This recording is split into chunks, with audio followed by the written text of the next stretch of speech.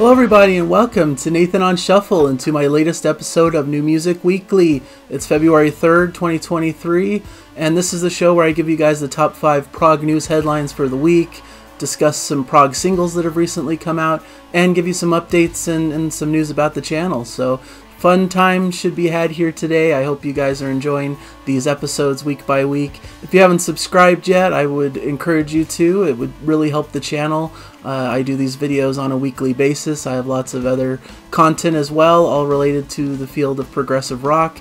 And I'd love to have any and all of you aboard. And I appreciate a like and a comment on the video as well. Thank you guys for your support. And let's get into the news items this week. So item number 1, I like to first discuss the new releases for the week.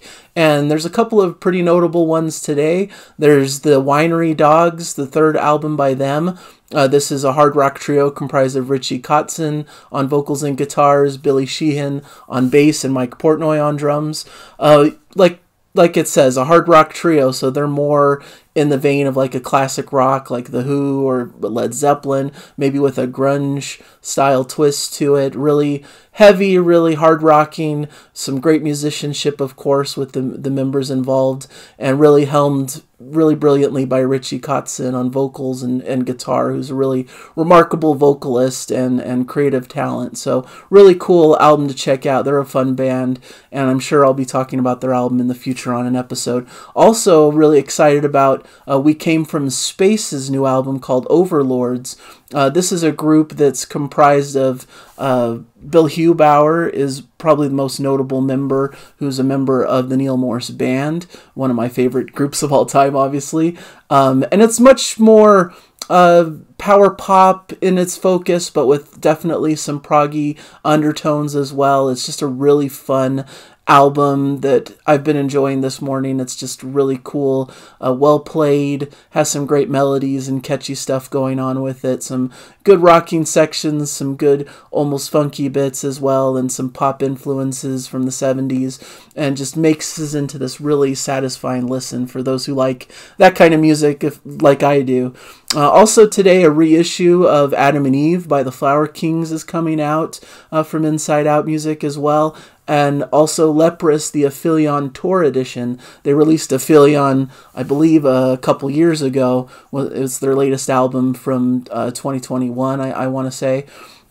And so this is sort of a revamped version as they document some of their touring activities and such. It's pretty much the album in full with bonus tracks plus some live cuts from recent concerts. So it should be really a cool release as well if you're into that. It's all available in the different formats on vinyl as well. So that should be a fun one to go check out.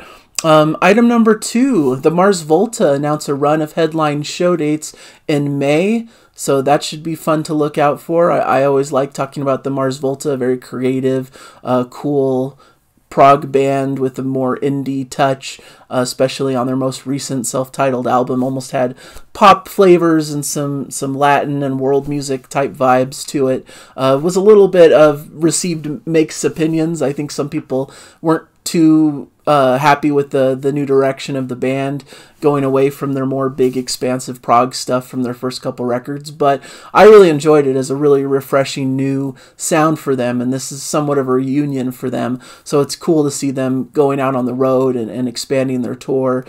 So there's some great uplining headline tour dates in May, starting in Atlanta, going through Oklahoma, Albuquerque, San Diego, Tempe, Arizona, El Paso, San Antonio, New Orleans, Houston, and Daytona Beach, Florida. So a really cool stretch of North American dates as well. So that should be fun to check out and look into if you're into the band.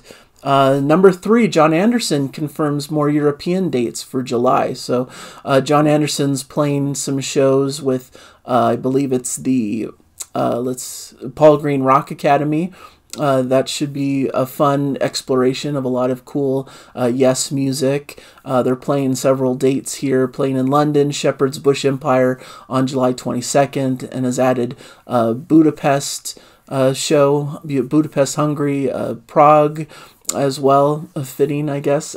Madrid, Spain, and then a date in Germany as well throughout July. So some really interesting, cool stuff. They're playing a set that really celebrates Close to the Edge, their 1972 classic, really playing the album in its entirety and performing other classic songs in the Yes catalog. So tickets for the London show are on sale today, it looks like. So Anderson's also touring the U.S. with the Band Geeks in April and May, performing a varied Yes set on those dates. So a lot of activity from John Anderson, who seems to be really going and touring quite a bit in this stage of his life here, so should be fun.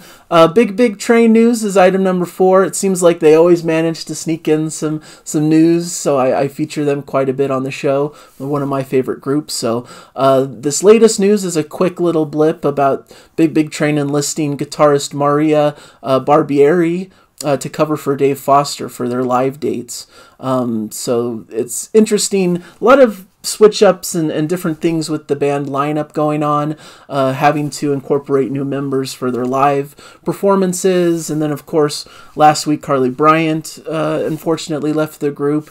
So now it doesn't seem like Dave Foster is out of Big Train. He's just unable to cover the tour that's coming up. We have Maria Barbieri coming on for those dates, stepping in to cover Dave Foster, who has prior commitments in September with the Steve Rothery Band. So it looks like the Big Train are looking to announce some live shows to take place across the UK and continental Europe in August and September, where Barbieri will also be featured. So that should be a lot of fun. I believe Maria had some shared experiences with their new singer, Alberto Bravin. So I believe there's some shared references there, but it's really interesting to see the band expanding its scope and bringing aboard these different members from different parts of the world and so forth. So expanding the Big Train family, I suppose, is always a good thing. So that's the news there. Item number 5, late 12th Night singer Geoff Mann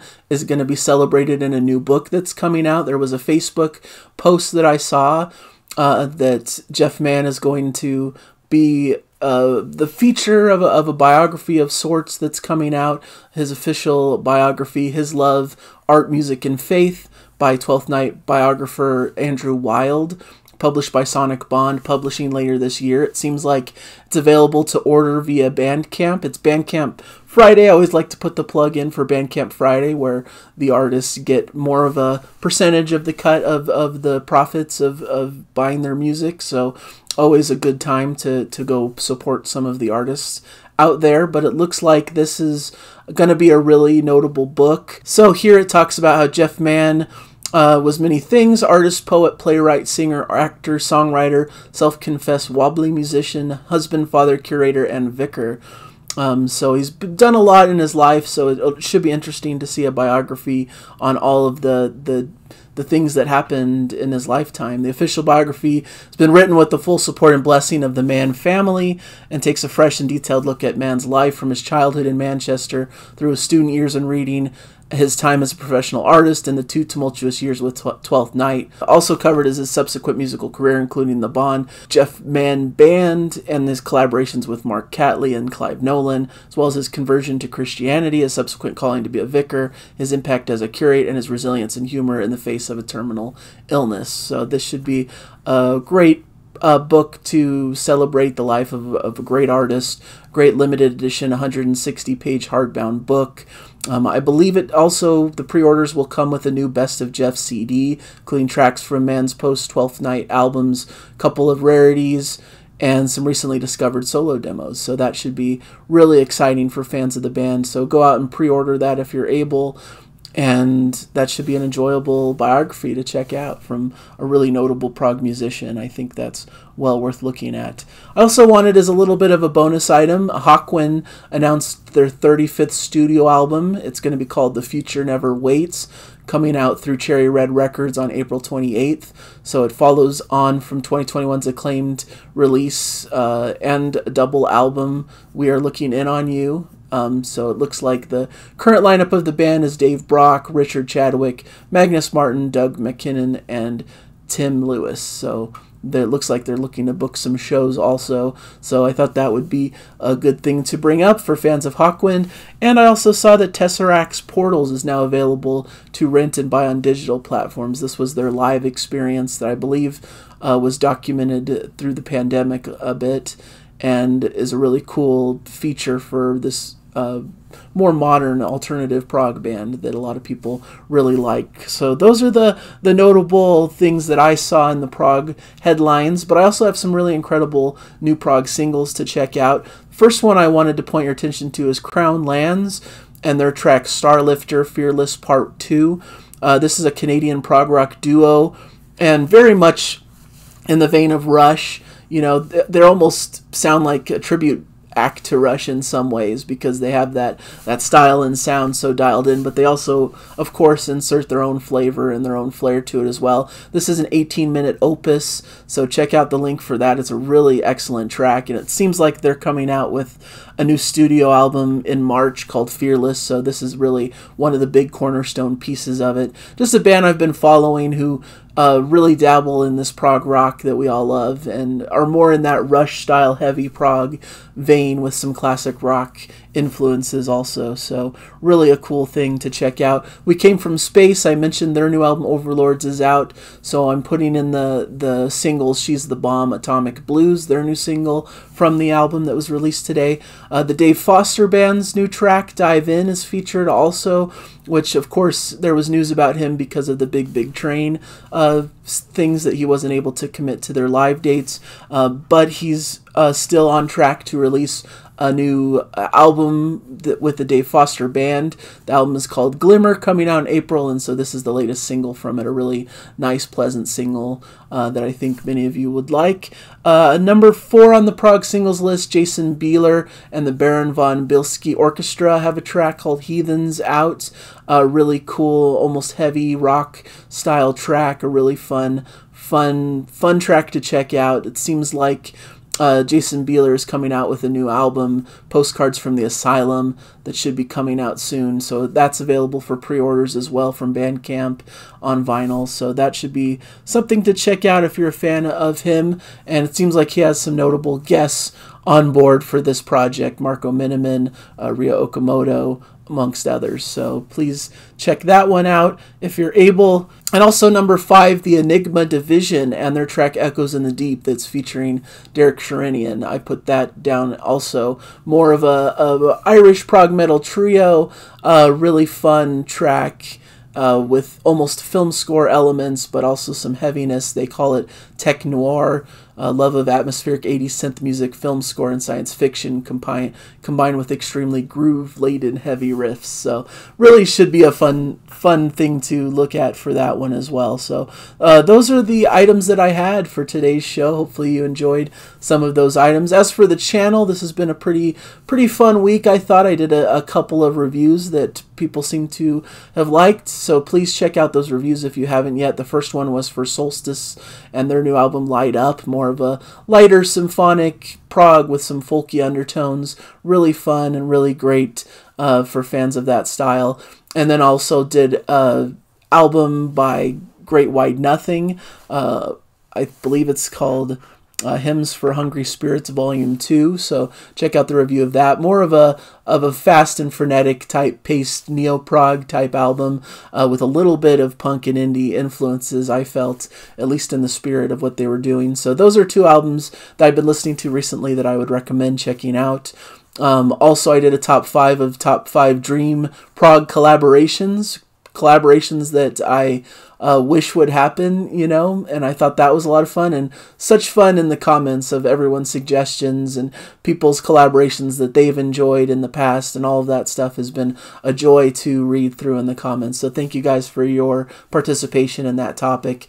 This upcoming week, we've got a review by a new prog album, basically a debut record from E-Molecule, featuring some of the members of Sound of Contact, if you remember, who released an album back in 2013 and since disbanded. But this is a new project from some of those members and should be fun to talk through. That album is coming out next week, so I want to get a jump on that review and let you guys know my thoughts about that one. And then I have a cool top 5 topic that is going to be basically the top 5 debut prog albums. I think that's fitting, going with the E-Molecule release. That should be a fun one to discuss as well. So I'm sure you guys will have tons of ideas of some great prog debut albums. I'm excited to get through that topic. So that's what we have to expect this week. Should be another Prog Song Sunday with Jana. Undetermined what it will be at this moment, but it should be a good one, I would imagine. Always have fun with those. Last week we did a duo of Yes tracks with Wondrous Stories and Awaken, so that was really an exciting one to get through. One of the big ones that we've been excited to shuffle into, so that was exciting to get to. So that's what's been going on with the channel. So hopefully you guys have been enjoying the content here, and I appreciate all your support. I got a lot of supportive messages from last week's episode of New Music Weekly, so thank you guys so much for all of that, and you really are so great out there. I really appreciate it. So thank you guys, and keep enjoying the music. Bye everybody.